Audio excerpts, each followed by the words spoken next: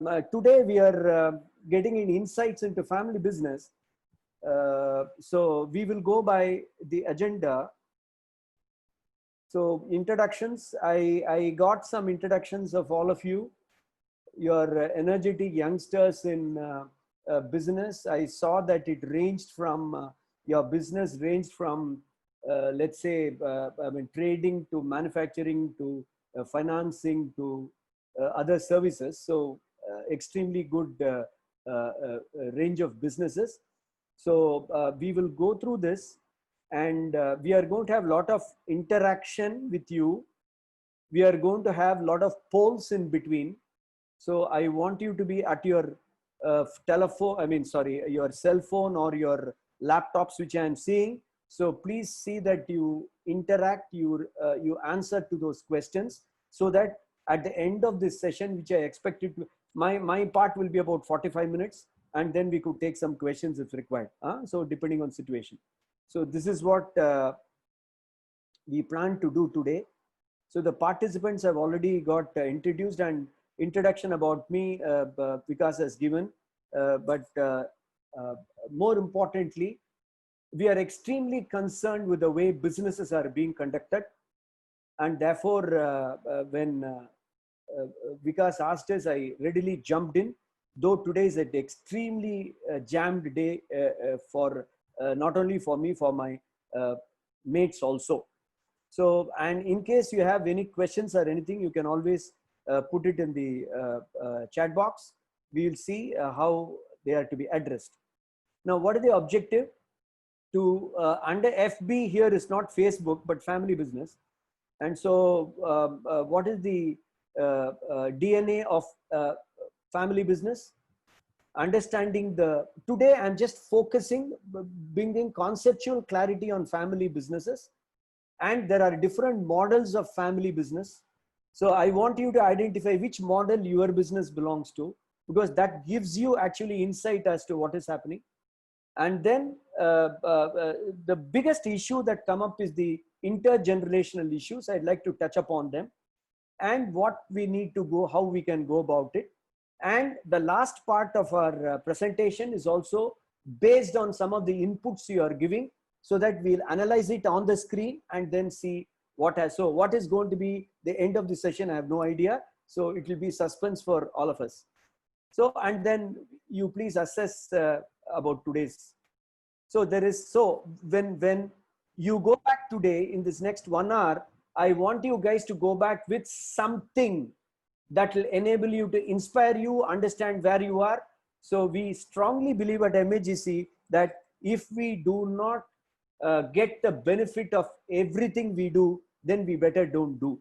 So with that, let's start. So how much of Indian business is family business? So let us look at, this is the global MNCs, of which there are a lot of many Indian names. We have given it, there are a lot of them. We have taken from the latest statistics that is available of multi-billion businesses. Okay, there are quite a few, but when you look at the statistics, it becomes important. Why is this important? For all of you as businessmen, it is not what is happening and what is happening around. You must know where you are, because the world is moving so fast. Therefore, let's look at some numbers. The proportion of, family-owned fortune, 19%, and they expect it to go to 37% by 2025, despite your COVID and all that. That will happen. In fact, with COVID, I think the thing will move further. So therefore, please understand that even across the globe, there's a huge, as of now, about 20% of the global business is family business. Understand? So therefore, that is the where you are. And let's take Indian businesses. And when we are talking about Indian business, almost all of these guys are across the globe. Of course, we are talking about big picture, because our aspiration for all of you, I feel, should be moving in that ladder. We have to aim really big. So having stated that, let us look at some numbers. Extremely interesting analysis I found.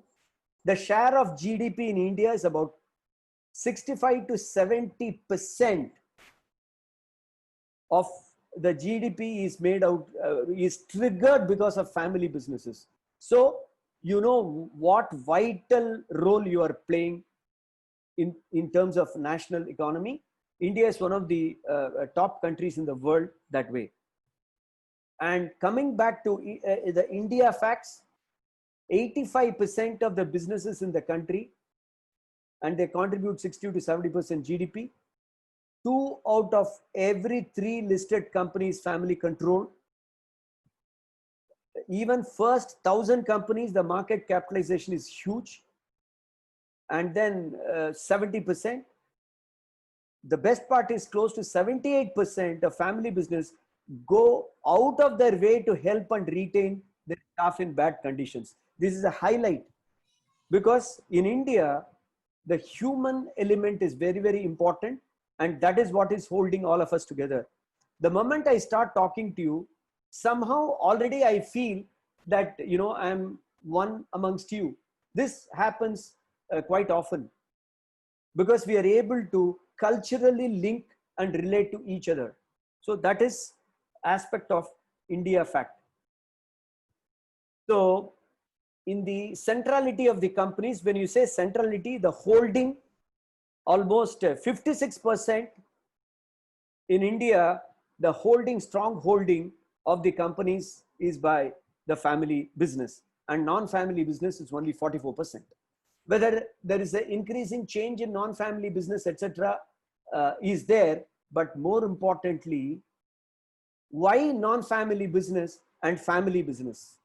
That is what we are going to possibly learn today. Most of you may know, I may confirm, but you could also get certain perspectives beyond that. So this is the first part. Therefore, what does this part say? This part says we are in the right track. India is very good in family business. We have been existing for a long time. Globally also it is growing. So you are on the right track. So that is the first assurance quantitatively you can have. But mortality of family business,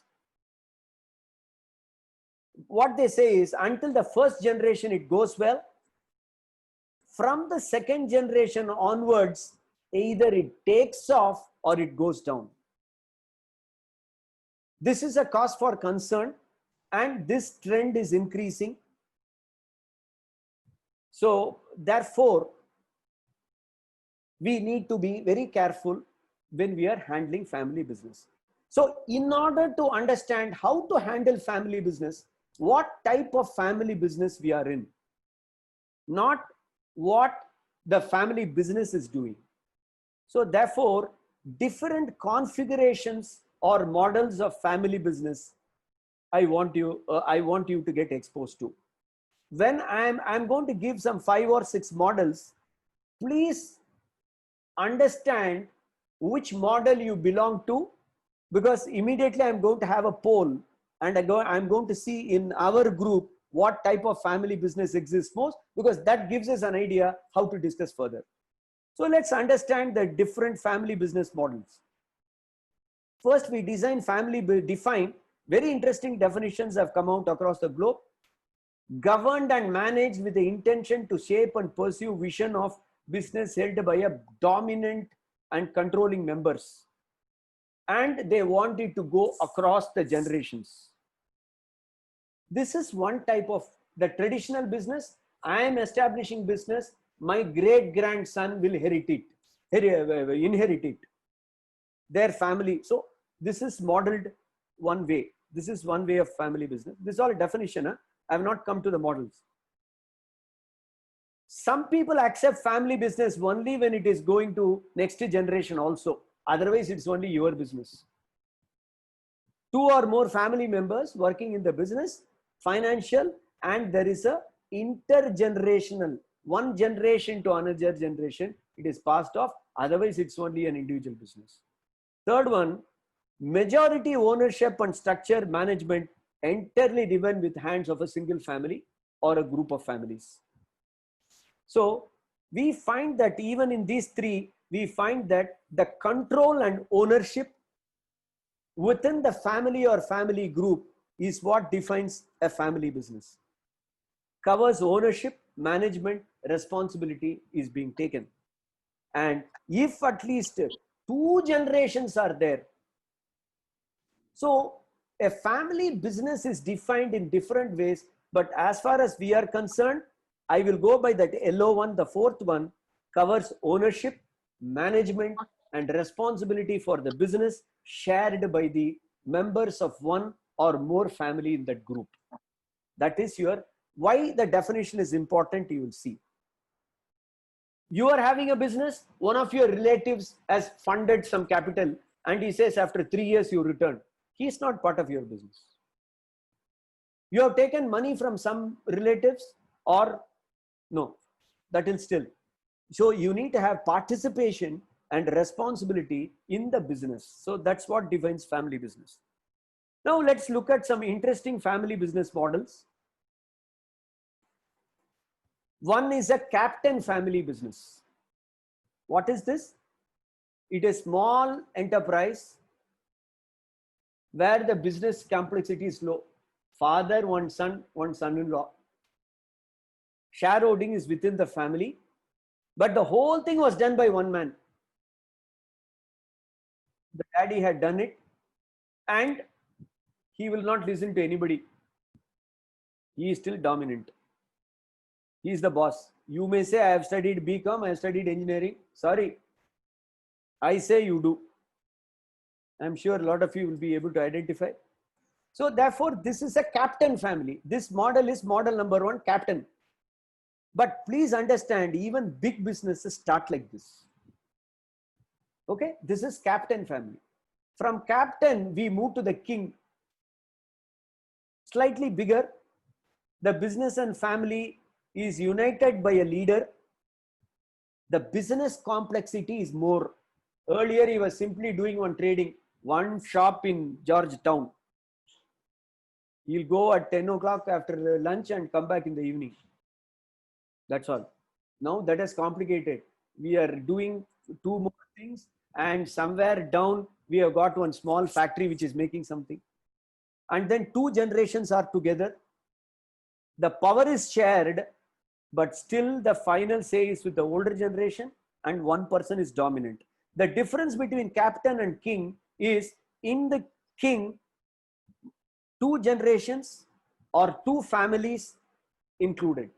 So it makes that 2 or 3 families can be there, etc. But there is one king. The original boss still continues. In the captain, it is only one, what he is doing. Come to the third, team. Extended family. I got my cousin, my uncle's son, who was sent from my native. He is also joined. Because my grandfather said, anybody in that family you have to include. No problem.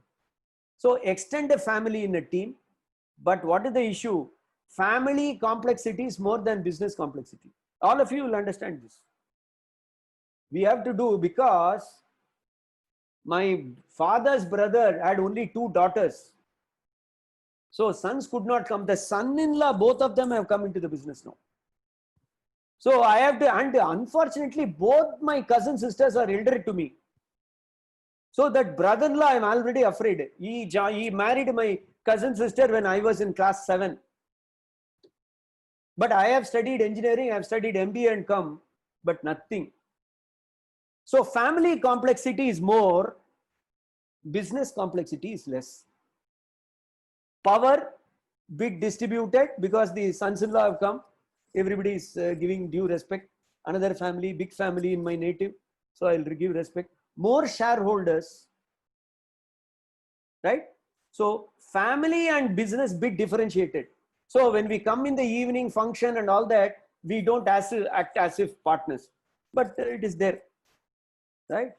So that is called a team family, team business. This also family business. Fourth one, professional. What has happened? Bit evolved. Some people in the family studied in good university, got some MBA, or one became a chartered accountant, one went abroad and got his MBA, and they seem to make sense.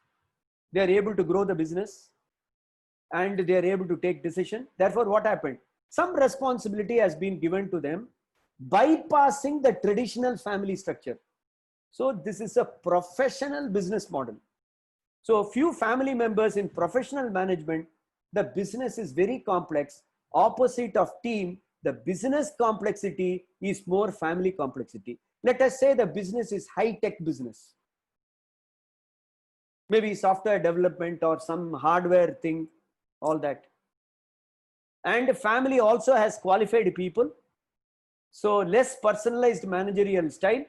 So those 2 or 3 people who are very qualified, they are given more responsibility. They take, so very much similar to team, but here the business complexity is more and people are more qualified and professionally they are trying to do something.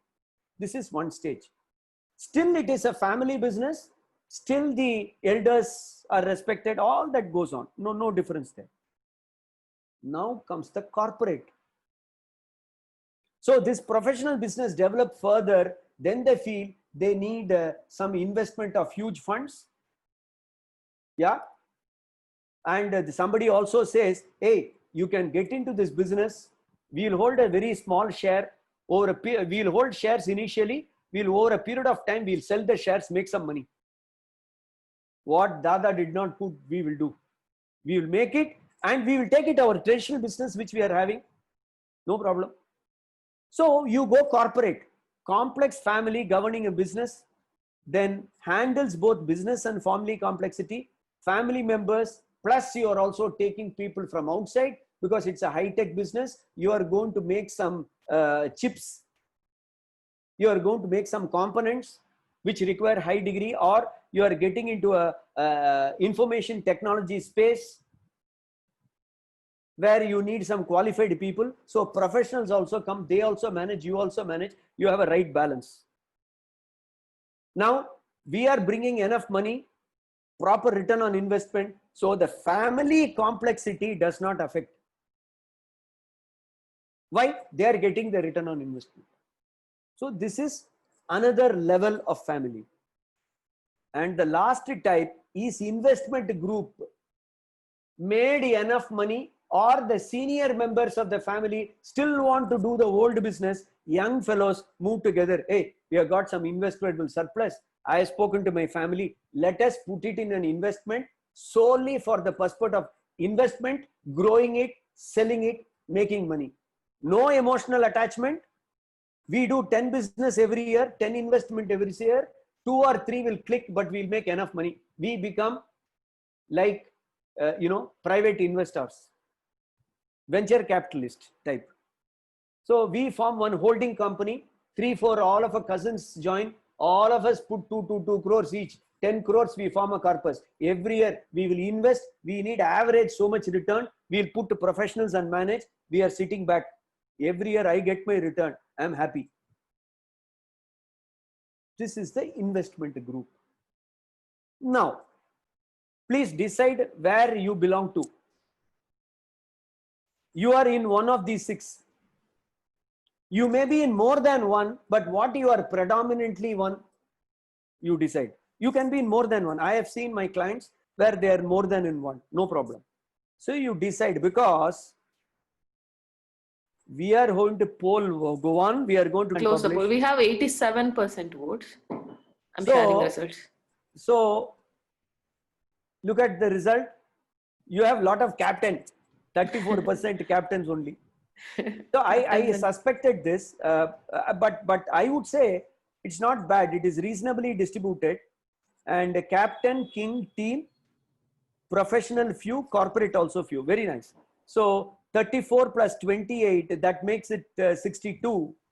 So 62%, almost 2/3 is in the first 2 categories. Very nice. Now I know how to go about, because so there is something called generational push and pull.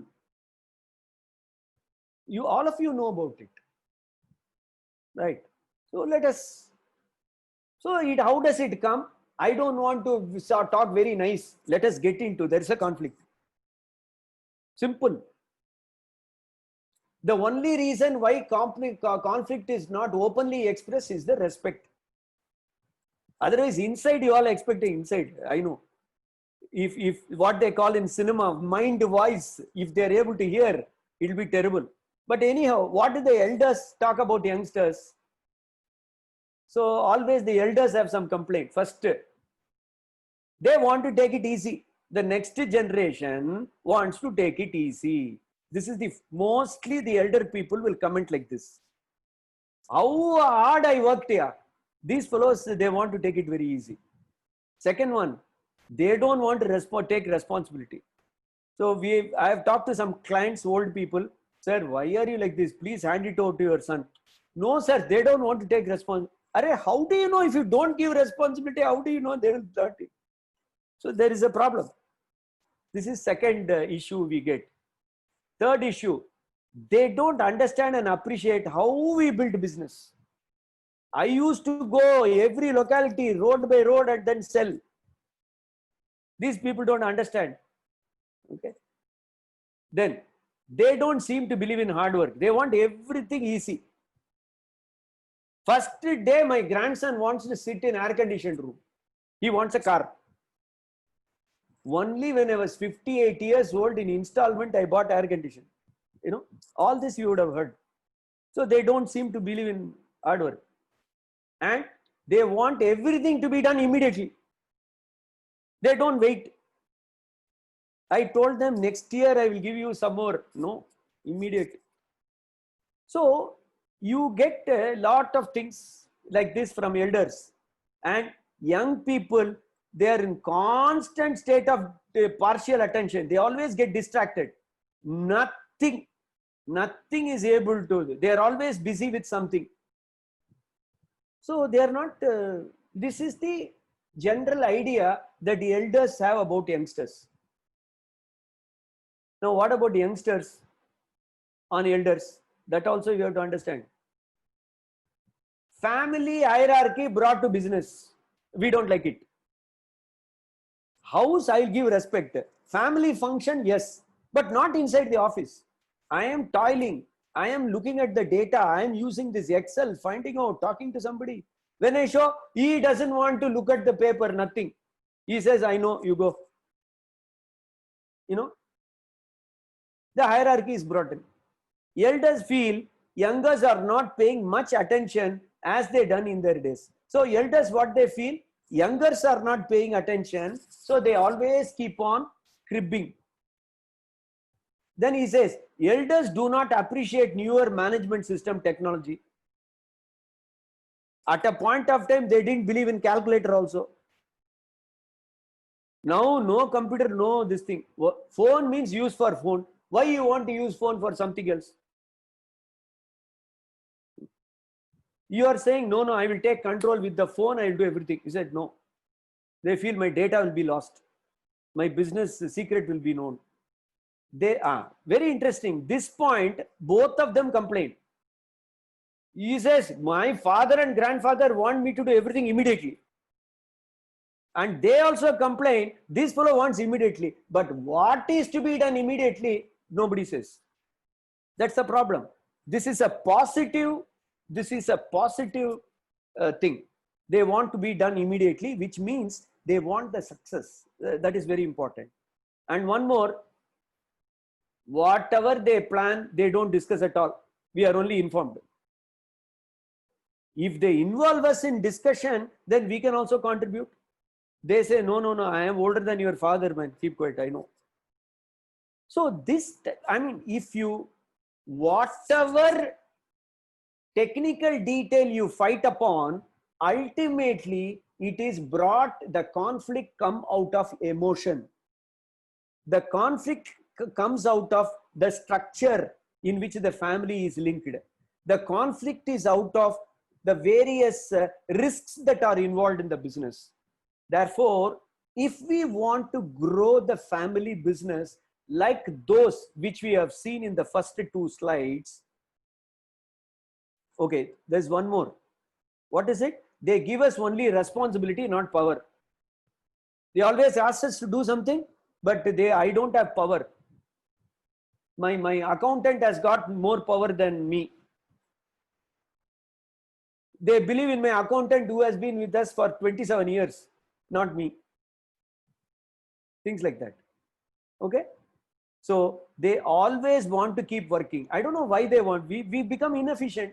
We should relax. Once in 3 months, I want to go off. I want to spend some time in Ooty, haircut, Kulu, Manali and come. They feel that it is waste of time and waste expenditure, all that. So they always want to keep working. Now, having stated all this, in order to understand where you are, today's participants, we will be going for the next poll, but before that, some background. Where are you in this? Every business has got ownership, shareholders, there is family, and there is business. Now, suppose we have categorized, there are 7 types. One is a family member who is neither a owner nor an employee of an enterprise. Maybe your mother. She's a family member only, not a owner, not employee. This is one category. Some of you may be in that category now. Second, a shareholder who is not a outsider, who is into your business. Shareholder who is a family member nor. Somebody can be like that here. 3, an employee who is neither a family member nor a shareholder. So this 2 and 3 may be less here. 4th category, a family member who is a shareholder is not employed in the enterprise. I am in the family, I am in shareholding. But I don't take care of, I don't go to the business at all. I have just invested, that's all.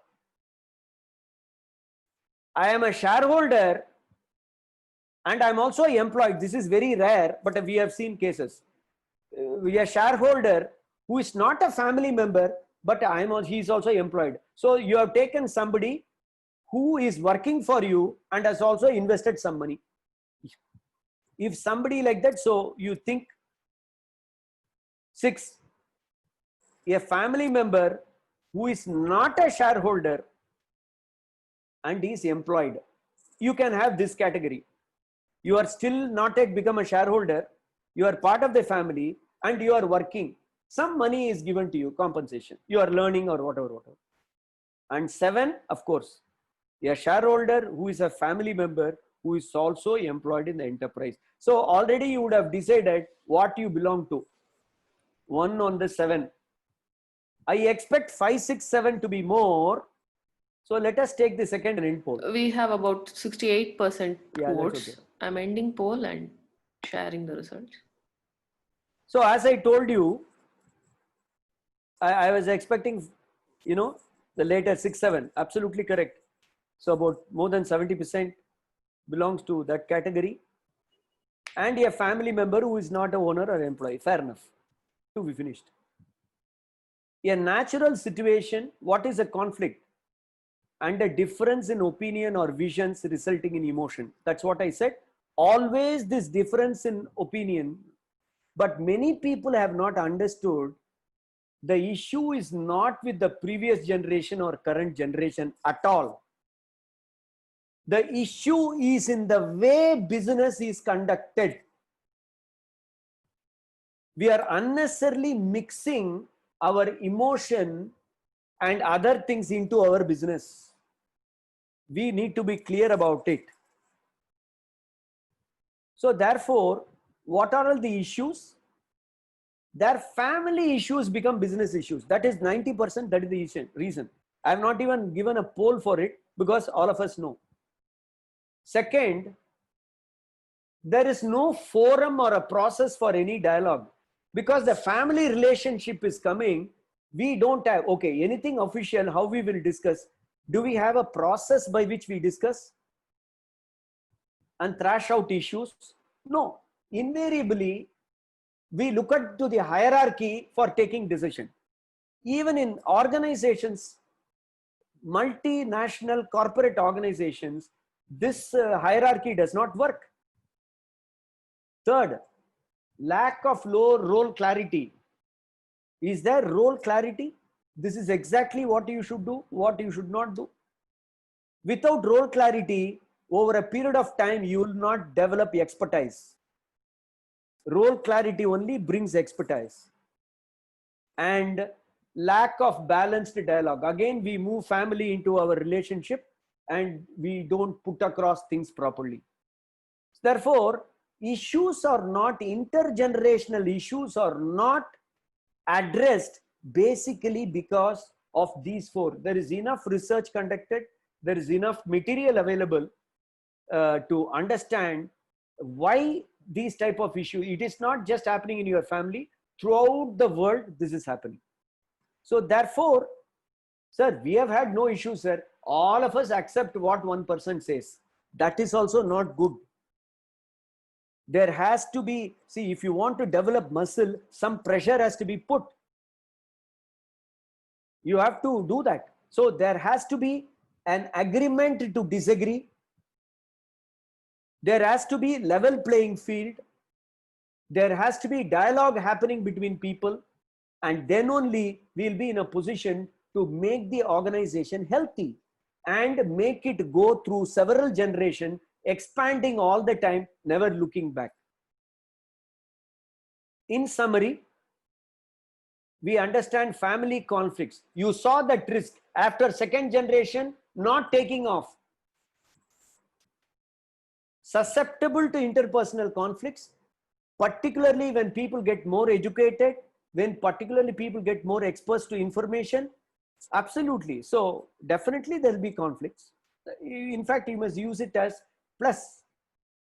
Due to lack of role clarity and process to sort out issues. This is one main reason everybody has said. And success comes in addressing the conflicts. There has to be a redressal mechanism, how we are going to deal with it. In fact, your system should be so good, it doesn't result in conflict at all. Hey, then how do we go about it? Let us see. We are going to have a very, very interesting poll now. Earlier, we saw something and made a poll. Now we are going to make a poll.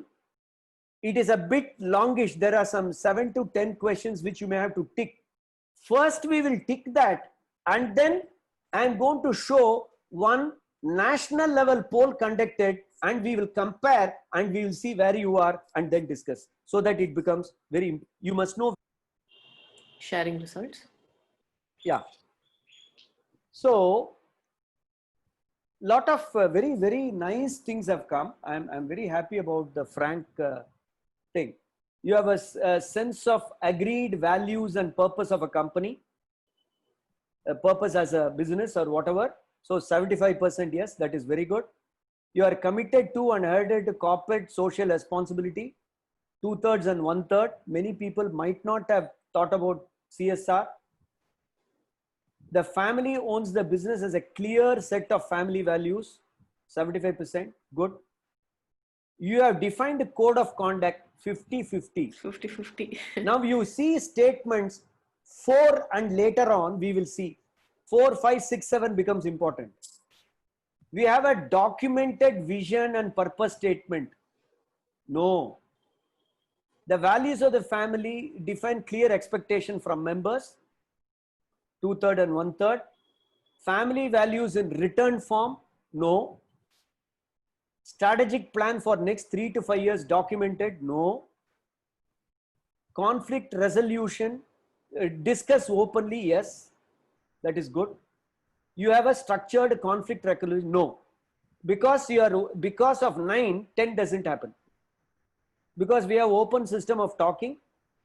Now that you have understood how you have voted, I will still have this here, though all the statements are not seen together.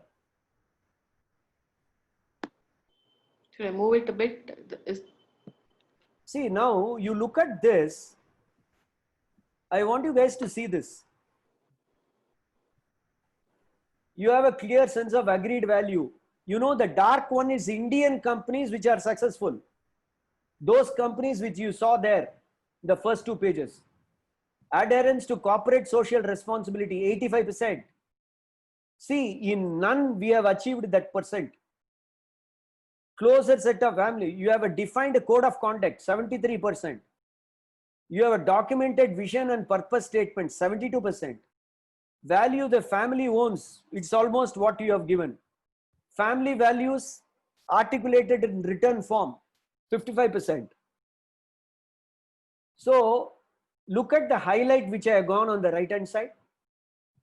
Companies have written down their family values and mission are more likely than average to have grown in the last 2 years, expect to grow in 2 years, have fully costed, formalized, communicated midterm strategic plan in place.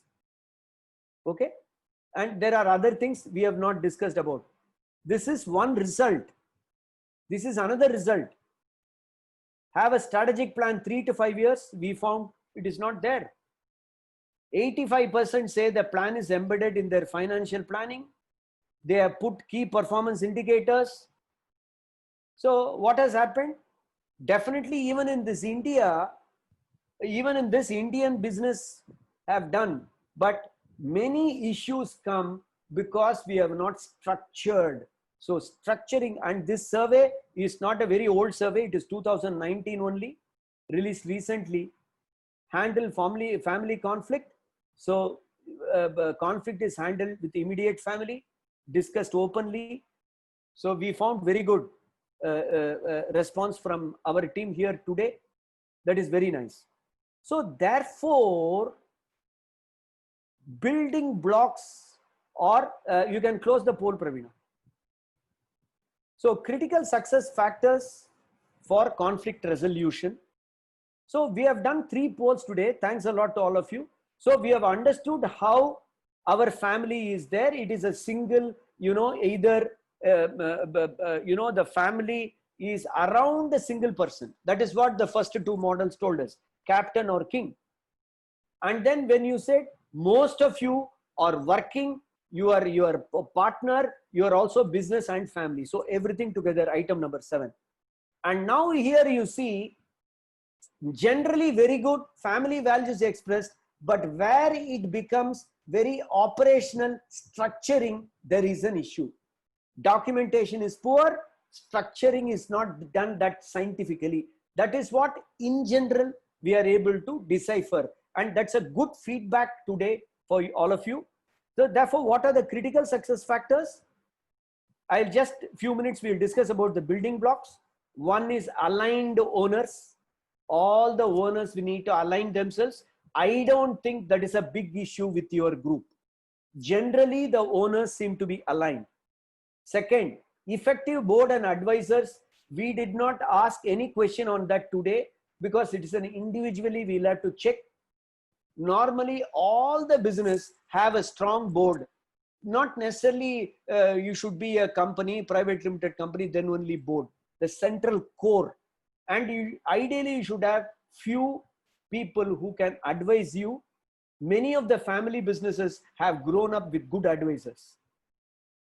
Third, strategic planning. This is your entire structure. This is where, in general, the whole the group was weak.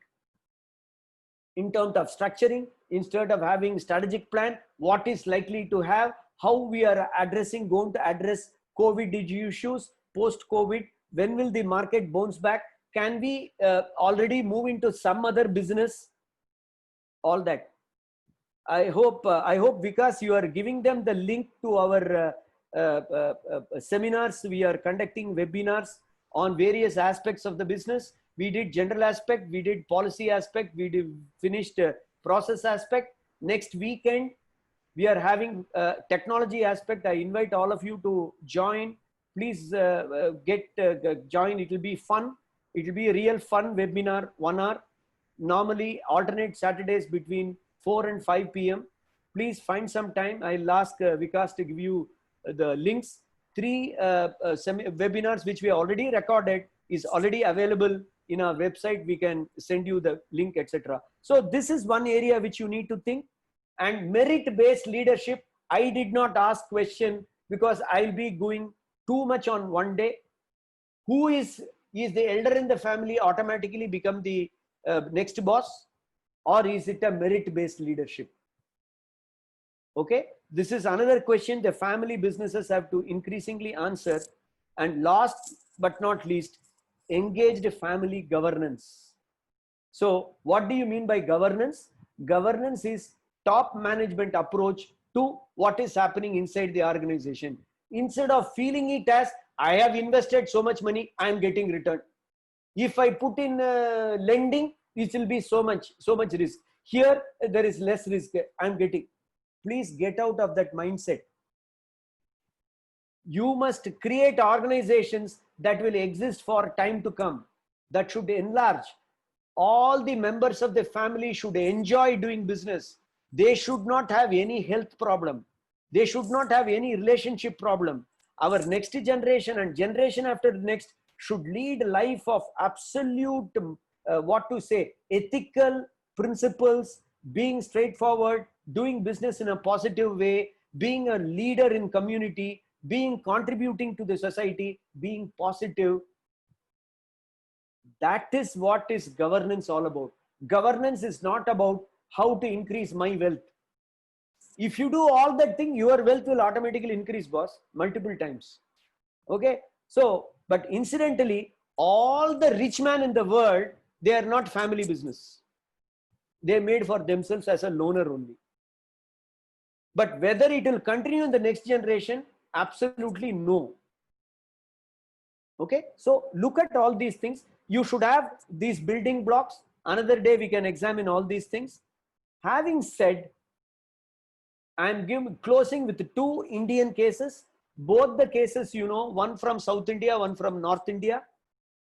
And let us see what is common to both and what we can learn. First Indian case is Murugappa Group here. Original shareholding continues, determined by the second generation, 1/3 of the each family branch, irrespective of the member. Only male members are involved in business. Conflict resolution, family heads last word. Younger generation has to undergo rigorous internship outside their business. Directorship based on qualification, merit. You have to work your own way. Lifestyle, very modest, comfortable. They don't, splash around like some other group. There is a bill of rights and responsibilities, values, beliefs, everything is documented. They use people from outside, experts and consultants, right from early stages. They mentor the younger generation. There is a corporate governance. Non-family executive like Mr. Raghavan, they are appointed as executive chairman. So they keep shuffling. Retirement age, 65 years. For professional who are working with them, they may retire at 70. But family members, 65. So there are certain norms that they have done. What about Dabur Group? Some of you may know them well. Early recognition, putting in place governance. They start with the governance, strict implementation. When was the company started? Some 1896 or 1884 or something, I forgot. Formulation, constitution, they have family councils, very, very clearly documented. Separating ownership and manufacturing from management, professionalizing. Very, very good communication between all the branches of the family and business. Strong culture and value. I mean, family business itself, the strength is strong culture and value systems. So you have these 2 big businesses that are become global brands today. So what is common amongst all of them is exactly mostly the weak points that came out of the poll number 3. Structured family, structured documentation, structured corporate planning, structuring, getting some help and making yourself a good organization so that you have a plan for next 5 years. Where do you go? How do you go? Etc. That is the sum and substance what we have learned. I'm almost coming to the end of this. This is very, very important. My closing remark is, what is risk in family business? Simple equation, you can put it down. You can keep it on your table. Risk in family business equal to family complexity plus business complexity minus structure and systems. What does it mean? Your structure and systems should be more than family complexity and business complexity. So suppose I give some number, family complexity is 5, business complexity is 6. So 5 and 6, 11, your structure and system, if it is 12, 11 minus 12 minus 1, your risk becomes negative. Now what we are trying to do, business complexity, we don't understand. Family complexity, we don't want to change. Think about it. I'm not making pre-conclusion. This has been proven everywhere. Think about it. Today's session is just to think, understand and think. Therefore, if all of us have to come together, structure and systems to your existing family business and the environment will take you to the next level where there is no conflict between generations. At the same time, you will have, please, when you're doing business, you must relax, you must enjoy, you must go forward, you must make money, you must share money. You should not lose health.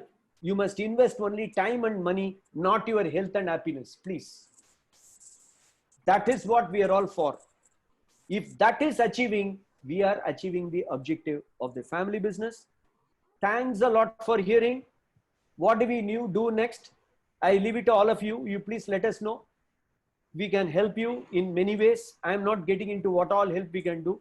That is not the agenda today. Agenda today is to give a scientific approach to family business and where we can move from here, right?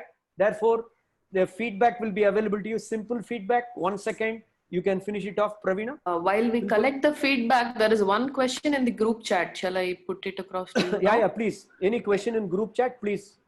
Yeah, the question is how to structure businesses if the next generation wants to start another business. Beautiful. So this is from Sushil. Excellent question, Sushil. So this is what is the current issue, because the next generation wants to express themselves. But you may be already having a good business which you cannot leave or which you want to continue. Okay, this can be sorted out. Once we have details, we can sit with you. This can be beautifully done, solving both the issues. We can check with both the generations. There are ways by which we do. It can be scientifically done without any problem. Due consideration should be given. At the same time, you cannot lose the fact that the younger generation may be coming up. Yes, there was a hand. There is one more question. If a family has one son in doing service and the other one in the family business, should the person who is in service be back to the family business or start a new venture? No, I will leave it to that boy, because please let us understand what is important is a person's self-actualization. What is inside his heart? What is the soul? Answering the soul. So that dharma is first important. First, we have to take into account. If taking into account, we can set up something for him. Nothing like that. But such solutions are available, na? Definitely, we can think about it. Yeah. Yeah. Thank you, Vikas. I am very thankful to Dr. Murali for the coming up with a very brilliant session. I'll hand over to Vishal for the vote of thanks. Thanks, Mohit. Hi, everyone. Hope everyone has understood what is it like to be in our father's shoe. I would like to thank Dr. Murali for giving us this precious time, making us face the reality, giving us a true insight of FB, family business, enlightening us with his vast experience and knowledge, and hope our members will take something from this and it will help them reduce the conflict in FB. Thank you, Mr. Murali, Dr. Murali, once again. I would like to thank Agra Vikash Goyal and the whole BizClave core team to bring us not so Google friendly quiz and of course this unique subject to us. I would like to thank all our fathers who have graced us with their presence today. Lastly, thank you all our SAANS members to attend the event in such large numbers and make it even more special. Thanks again, everybody. Stay tuned to SAANS official group for more wonderful events that we are planning along with your loved ones.